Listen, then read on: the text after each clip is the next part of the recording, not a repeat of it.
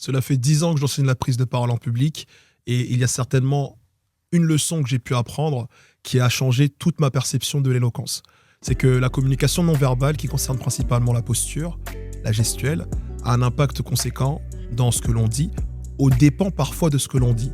Cela ne veut pas dire que les mots n'importent que peu.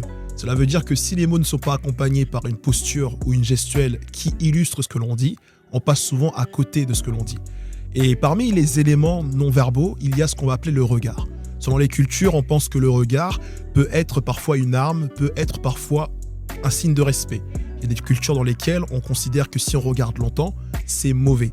D'autres que si on ne regarde pas, c'est bon. Lorsqu'on prend la parole, il faut se dire que le regard nous sert de 3 choses. Cibler l'auditoire, c'est-à-dire que ça permet à l'autre de se connecter à nous.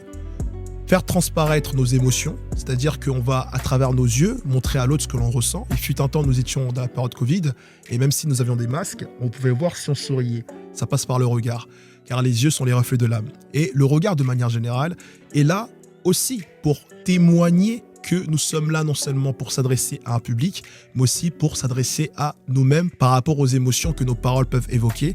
Et nos regards peuvent aussi illustrer la nostalgie, la rancœur, la détermination, la motivation. Regardez bien et vous parlerez bien. Si toi aussi tu veux être un grand orateur et influencer avec les mots, commente influence et je t'écris tout de suite.